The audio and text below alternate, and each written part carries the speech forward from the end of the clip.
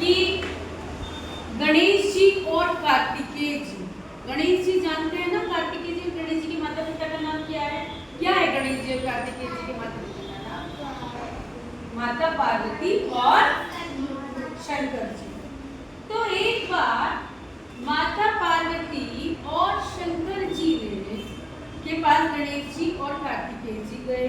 उन्होंने उनको प्रणाम किया और उनसे पूछा कि हम दोनों में से आपको सबसे प्रिय कौन सा पुत्र है?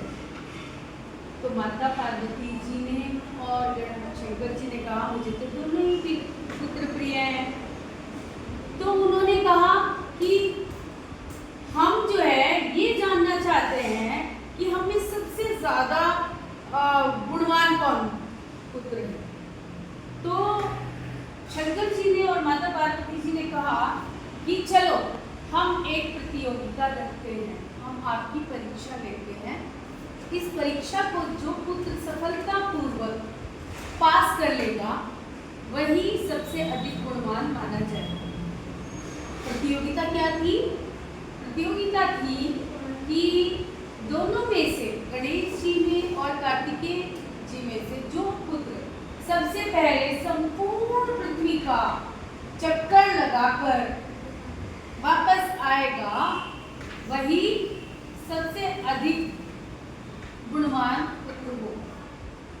अब जैसे ही ये प्रतियोगिता की घोषणा हुई, कार्तिकेय जी ने अपने मोर पर बैठे, कार्तिकेय जी का वाहन मोर है और गणेश जी का वाहन क्या है? चूहा है। कौन तेज चलता है? मोर तेज चलता है और चूहा तो धीरे धीरे चलता है। जैसे ही ये प्रतियोगिता की घोषणा हुई, कार्तिकेय जी बैठे मोर पर और फुर्र हो गए वहां से और चल दिए पृथ्वी का चक्कर लगाने। उन्हें तो पूरा विश्वास था कि मेरा जो वाहन मोर है वो जल्दी से मेरी हेल्प करेगा पृथ्वी पर चक्कर लगाने में। तो वो पृथ्वी का चक्कर लगाने के लिए चल दिए। अब गणेश जी ने सोचा कि ये जो मेरा चूहा है, मेरा वाहन जो चूहा है, ये तो धीरे धीरे चलेगा, तो निश्चित ही मेरी हार निश्चित है। अब उन्होंने बुद्धिमान थे गणेश जी, तो उन्होंने सोचा कि ये कहा जाता है कि इस संपूर्ण ब्रह्मांड में माता पिता भगवान के समान होते हैं और माता पिता में ही सारा ब्रह्मांड समाहित होता है। माता पिता ही सर्वश्रेष्ठ होते हैं। तो उन्होंने सोचा कि मैं अपने माता पिता के चक्कर लगाऊंगा तो मानो इस पूरी पृथ्वी के चक्कर लगा कि वो दुनिया में सबसे बड़े होते।